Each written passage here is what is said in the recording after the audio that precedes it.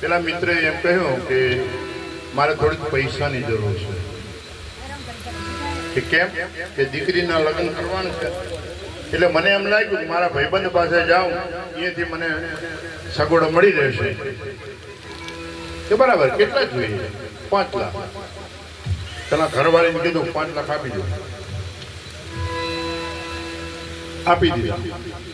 આપી દીધા ને પેલો ભાઈબંધ ઘેર ગયો. પાછળથી આ ભાઈબંધ છે ને ઓરડામાં બેઠો બેઠો આંખમાંથી આંખું સારવા માંડ્યો, રોવા માંડ્યો. એની ઘરવાળીએ કહ્યું કે હવે કાં રડો? તમારા ભાઈબંધને તમારે મદદ કરવાની હતી, કરી દીધી. 5 લાખ રૂપિયા આપણે આપી દીધા, તો તમને રડવું કેમ આવે? ઈ મિત્રએ એટલું કહ્યું હતું ભાઈબંધે કે ઘરવાળી કે હા મને રડવું એનું આવે છે કે 20 વર્ષના વાણા વહી ગયા, અમારી ભાઈબંધી હાથે રહી. એના ઘરે દીકરીનો માંડવો નાખવાનો છે, એને તકલીફ છે. જ્યારે માગવા આવ્યો ત્યારે મને ખબર પડી ધિકાર છે મારી મિત્રતાને. મને ખબર હોવી જોઈએ કે મારા મિત્રને શું જરૂર છે. એને માગવા આપવાની જરૂર ના પડે, મારે સામે પગે ત્યાં જવું પડે. એનું નામ ભાઈબંધી કહેવાય. મને એનું રડવું આવે છે કે સાથે બેઠા છતાં એની પીડા હું ના જાણી શકું. મિત્રનું નામ લીધું અને 2 પોળિયા તાળી લઈને હસવા લાગ્યા. પેલા સુદામાએ કહ્યું કે પણ તમને હું હાથ જોડી વિનંતી કરું, તમે તમારા કૃષ્ણની પાસે જાઓ, એને કહી દેજો કે તમારો મિત્ર આવ્યો છે, એ રજા આપે તો તમ મને કહેજો, નહીતર હું હાથે પાછો વળી જઈશ. બાકી જ્યાં સુધી તમે મને જો અંદર આવવાની રજા નહીં આપો ને તો આ ઓટલા ઉપર હું પડ્યો રહીશ, ભૂખ્યો ને તરસ્યો. મરી ગયા પછી કદાચ મારા શબ્દનું જે કરવું એ કરજો. બાકી આ કૃષ્ણ કૃષ્ણ કહેતો કહેતો હું અહીંયા. અને સંતોની ભાષા આવી હું હાથ મારા ફેલાવું, તારી ખુદાઈ દૂર નથી. હું માગું ને તું દઈ દે, વાત મને મંજૂર નથી.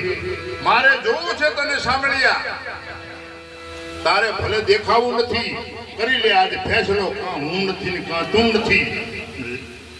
આ તારા દરવાજા ઉપર પડ્યો રહીશ.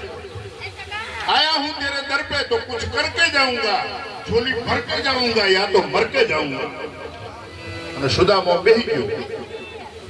ઓલા ઘોડીએ વિચાર કર્યો કે એક કામ કરો, શું હું અહીં રહું તો ભગવાનની પાસે જા અને ભગવાનને કે ન કરે નારાયણ. અને મારો બેટો આખો કેમનો ભગવાલો જો નીકળી ગયો ને તો આપણે નોકરીમાંથી રિટાયર કરશે ભગવાન. એટલે આપણે જોખમ એવું કરવું નથી. આ તો મારો દીકરો બેસી ગયો, હવે હલશે નહીં.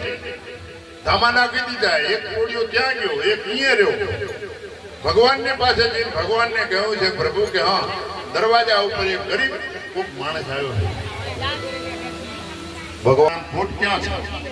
એમને જે જોઈ આપી દો. ક્યાં લેવા નથી આવ્યો કે તો આ તમને મળવા આવ્યો છે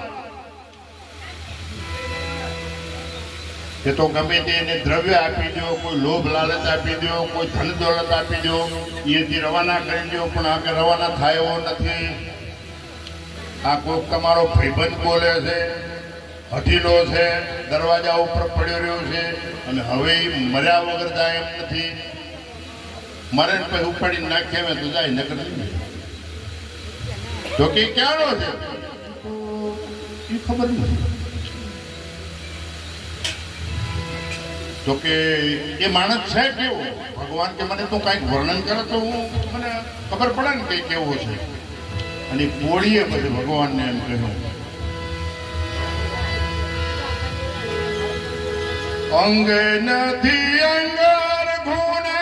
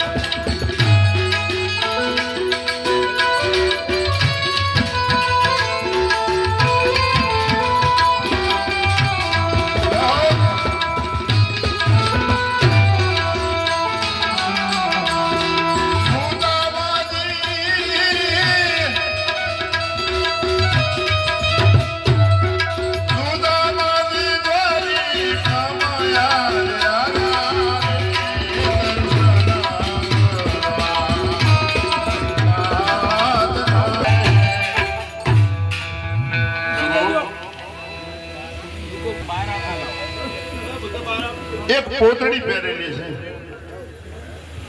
અને પ્રભુ એ પોતડી કયા કપડાની છે એ ખબર પડતી નથી.